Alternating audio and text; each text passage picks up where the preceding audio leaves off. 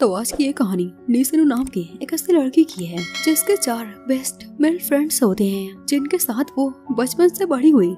लेकिन उन चारों में से एक जो ग्रुप में सबसे छोटा वो नीसिनो से प्यार कर बैठा, लेकिन नीसिनो उसे ऐसा छोटे ब्रदर की तरह ट्रीट करती। सो अब बिना टाइम को वेस्ट किया चलिए इस कहानी को डिटेल में देखा जाए। एनिमे की स्टार्टिंग नीसिनो से होती है जो कि सीन के साथ मांगास को ड्रॉ करते करते वहीं पर सो जाती है। अब ऐसा ही कुछ देर बाद जब नीसिनो के फादर कॉफी को लेकर आते हैं तो उन दोनों को ऐसे साथ में जमीन पर सोता हुआ देख करके काफी भड़क जाते और उससे कहते हैं तुम दोनों अब बच्चे नहीं रहे जो कि ऐसी हरकतों को करते ही रहते। नीसिनो अपने फादर को रिप्लाई करती, फादर ये मेरे बचपन का दोस्त है, प्लस ये मेरे से 2 साल छोटा है, तो फिर ये तो मेरे भाई जैसा हुआ ना। वहीं पर हम सीन को देखते हैं जिसे भाई शब्द सुन करके बिल्कुल अच्छा नहीं लगता, इसलिए वो वहाँ से चला जाता। वेल अब कुछ देर बाद जब नीसिनो के फादर बाहर जाते हैं तो नीसिनो कैलेंडर की ओर देख करके काफी डिसअपॉइंटेड हो जाती है क्योंकि आज उसका बर्थडे था और ये बात ना ही उसके फादर ना ही उसके दोस्तों को याद है। वेल अब आगे नीसिनो तैयार होकर के बाहर स्कूल के लिए जाती तो उसके चारों दोस्त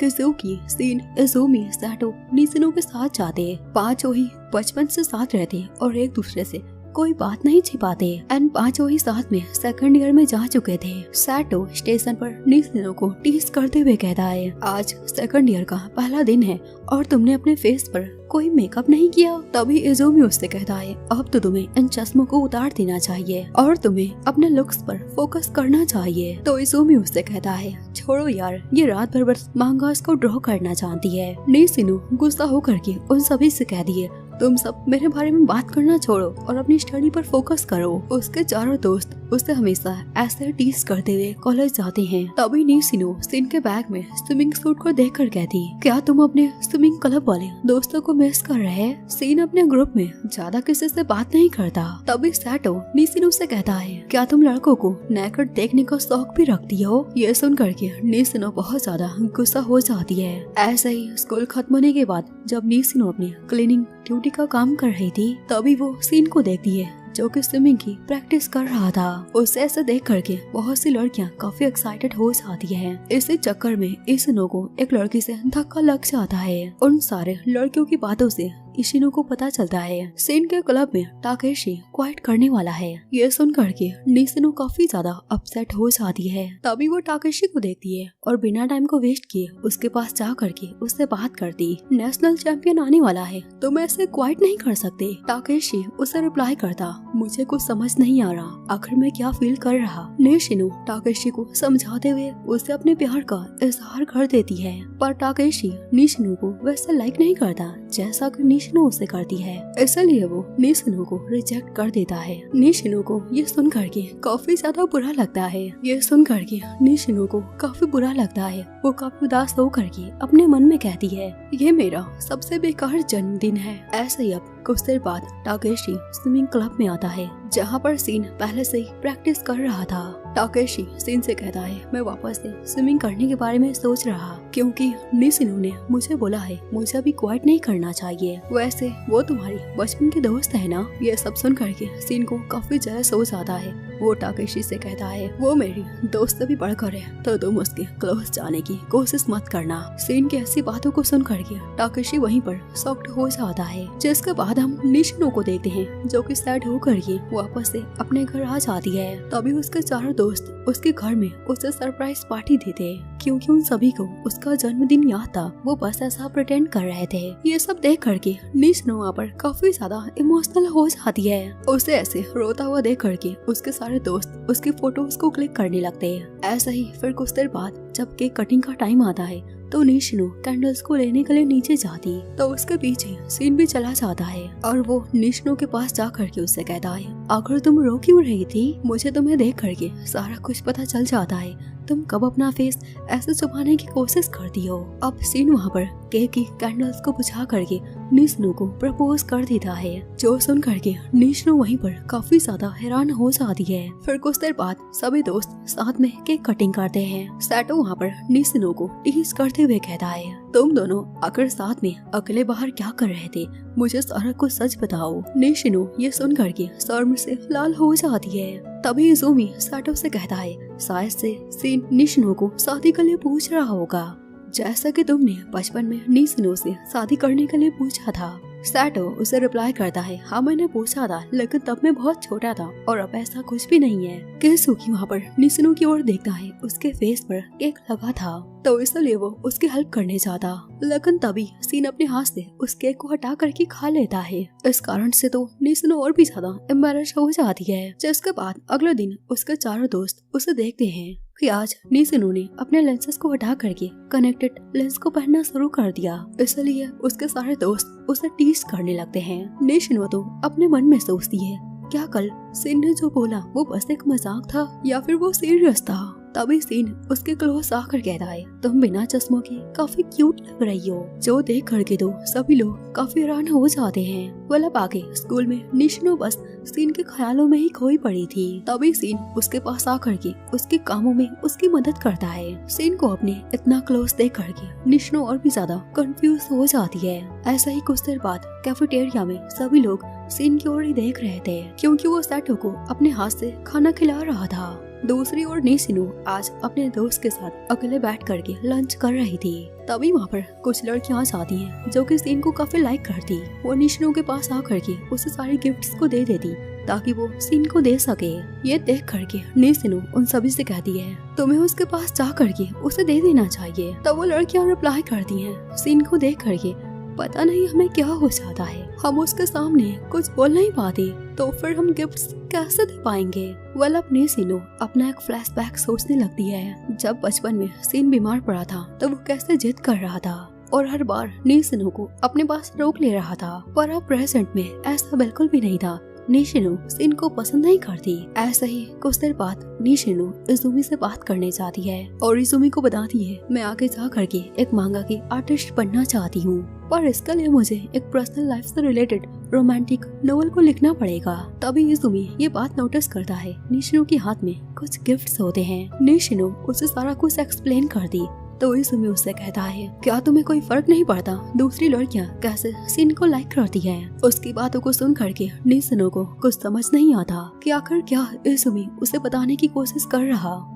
ये सारा कुछ देख करके इजुमी नीसिनो को सीन के पास भेज देता है, जो कि अभी तक स्विमिंग पूल में प्रैक्टिस कर रहा था। जैसे ही नीसिनो सीन के पास जा करके उसे गिफ्ट्स को देती तो सीन बहुत ही ज्यादा खुश हो जाता है, पर जब उसे पता चलता है ये गिफ्ट किसी और ने उसे दिया है तो उसे काफी ज्यादा बुरा लगता है और वो उन सारे गिफ्ट्स को एक्सेप्ट नहीं करता, वहाँ से जाने लगता है। नीसिनो उसे रोकती है तो सीन उससे बस एक ही सवाल पूछता है, तुम्हें कुछ फर्क नहीं पड़ता मुझे ऐसे दूसरी लड़कियां गिफ्ट्स को देती हैं? नीसिनो उसे रिप्लाई करती है, भला मुझे क्या ही फर्क पड़ेगा। ऐसा बोल करके नीसिनो वहाँ से जाने लगती तो सीन उसका हाथ पकड़ करके उसे रोक लेता है और उससे कहता है, तुम अभी ऐसे जा नहीं सकती। नीसिनो काफी गुस्सा हो जाती है और उससे कहती है, अब हम बच्चे नहीं रहे जो तुम ऐसी हरकतों को करते रहते हो, अब ये सब करना बंद करो। तो सीन उसके हाथ को पकड़ करके उसे अपनी ओर खींच लेता है, जिस कारण से वहाँ का शावर ऑन हो जाता है और दोनों साथ में भीगने लगते हैं। सीन उसके क्लोज आकर कहता है, क्या तुम मुझे अभी तक बस एक छोटा सा बच्चा समझती हो? तुम मुझे वैसे पसंद नहीं करती जैसा कि मैं तुम्हें पसंद करता हूँ। तो नीसिनो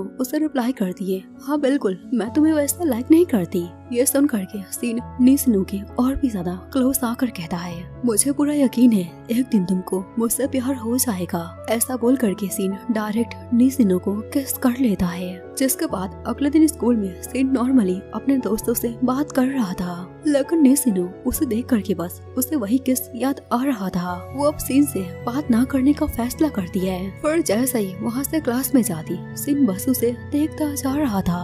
अब ऐसे ही कुछ देर बाद क्लास के बाहर नीसिनो बस सीन के बारे में सोचती जा रही थी। तभी वहाँ पर केसुकी रूडली उसे वहाँ से साइड हटने को बोलता है। ये देख करके तो नीसिनो काफी ज्यादा हैरान हो जाती है। वहीं पर दो लड़कियां थी जिनमें से एक सीन को रूड बोल रही थी तो दूसरी लड़की उससे बोलती है, चाहे कुछ भी हो वो लड़का बहुत हॉट है। उनकी ऐसी बातों को सुन करके नीसिनो काफी कंफ्यूज हो जाती है, आखिर क्यों उसका बचपन का दोस्त क्लास में से रूटली बिहेव करता है। वल्लभ आके रात को उसके सारे दोस्त नीसिनो के घर पर होते हैं। केसुमी नीसिनो की स्टडी में उसकी हेल्प कर रहा था तो सैटो और इजुमी म्यूजिक को सुन रहे थे। नीसिनो आज उससे पूछ लेती है, क्या तुम्हें पता है क्लास में सारे लोग तुम्हें बैड बॉय समझते हैं, बस तुम्हारे लुक्स के कारण सभी लड़कियां तुम्हें पसंद करती हैं। केजुकी उसे रिप्लाई करता है, मुझे कोई फर्क नहीं पड़ता, और हाँ मैं ऐसा बिल्कुल भी नहीं चाहता सभी लोगों को पता चले तुम मेरी बचपन के दोस्त हो जिससे मेकअप तक ढंग से करने ना आता हो।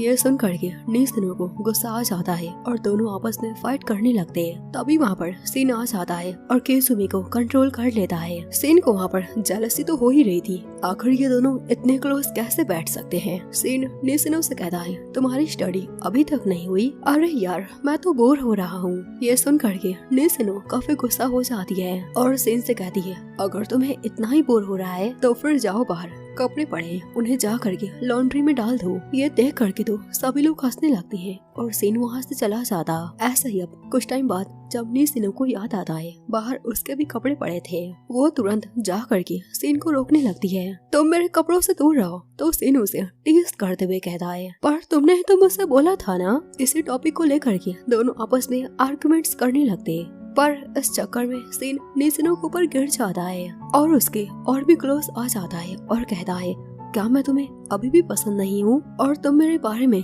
कुछ भी जरा सा भी फील नहीं करती? निशिनो उसे रिप्लाई करती है, बिल्कुल भी नहीं, ये सारा कुछ तो मेरे लिए काफी अजीब है, मुझे थोड़ा सा स्पेस चाहिए। उसकी ऐसी बातों को सुन करके सीन को बुरा लगता है और उससे दूर चला जाता है। दूसरी ओर निशिनो सीन के बारे में सोच करके ब्लश कर रही थी। अब ऐसे ही कुछ दिन बीत जाते हैं। सीन बस उसे इग्नोर करता जा रहा था। निशिनो से ना ही कोई बात करता और ना ही उसके क्लोज आने की कोई भी कोशिश करता। अब ऐसा ही एक दिन ठंडर वाले वेदर में सीन काजुकी से मिलता है, जो कि सीन को बताता है आज उसे लाइब्रेरी में निशिनो को पढ़ाने जाना है, लेकिन अब उसे कुछ काम याद आ गया है तो वो कुछ टाइम बाद जाएगा। दूसरी ओर निशिनो लाइब्रेरी में बैठ करके केजुकी का वेट करती जा रही थी। उसे ठंडर से काफी ज्यादा डर लग रहा था। तभी उसे सीन का मैसेज आता है कि केजुकी 30 मिनट बाद आएगा। अब ऐसे में निशिनो अकेले घर जाने से भी डर रही थी और ना ही अकेले वो यहाँ बैठ करके उसका इंतजार करना चाहती।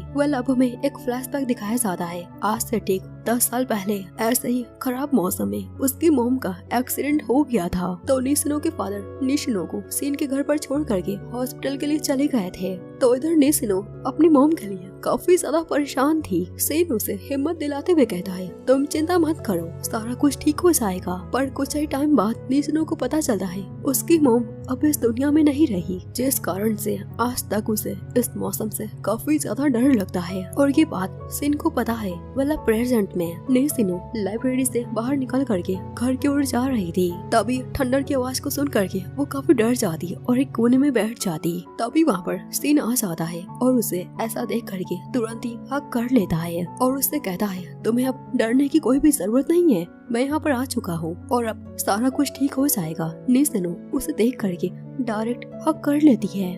अब आगे सीन निशिनो को उठा करके घर की ओर लेकर जा रहा था। रास्ते में सीन उससे कहता है, तुम मेरे साथ कंफर्टेबल फील नहीं करती ना? तुम यहाँ पर मेरी जगह केजुकी को देखना चाहती थी ना? निशिनो उसे हक करके रिप्लाई करती, ऐसा बिल्कुल नहीं है, ऐसे टाइम पर मैं तुम्हारे साथ ही रहना कंफर्टेबल फील करती हूँ। ये सुन करके सीन बहुत खुश हो जाता है और ब्लश करने लगता। तभी वहाँ पर दोनों की नजर रैम्बो पर पड़ती है। उसे देख करके दोनों ही काफी खुश हो जाते हैं। निशिनो सीन की ओर देखने लगती और अपने मन में कहती है, मैं इससे प्यार नहीं कर सकती, मुझे खुद को कंट्रोल करना पड़ेगा। सीन उसे देख करके उसके क्लोज आकर कहता है, क्या तुम अब मुझे पसंद करने लगी हो? निशिनो उसे रिप्लाई करती है, ऐसा बिल्कुल नहीं हो सकता।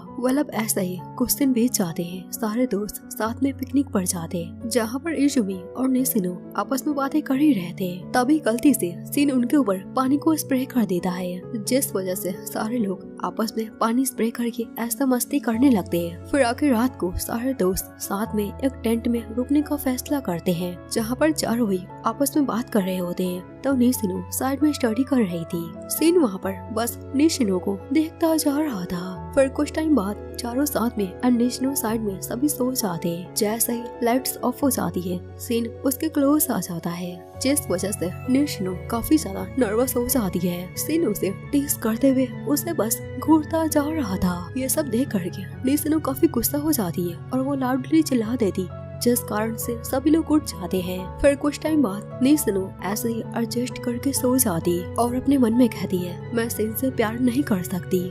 अब अगले दिन स्कूल में सिन अपने नेशनल चैंपियन की प्रैक्टिस में लगा था। उसे ऐसे स्विंग करता हुआ देख करके सारी लड़कियां फ्लैट हो जाती हैं। नीसनो भी वहाँ पर सिन को देखने आती तो उसके दोस्त उससे बोलती है क्या तुम उसे पसंद करती हो? नीसनो उससे रिप्लाई करती है ऐसा बिल्कुल नहीं है। तो उसके दोस्त उससे कहती है तुम्हारे फेस को देख करके सारा कुछ पता चल जाता है, बट तुम ये सारा कुछ मानने से इनकार करती हो।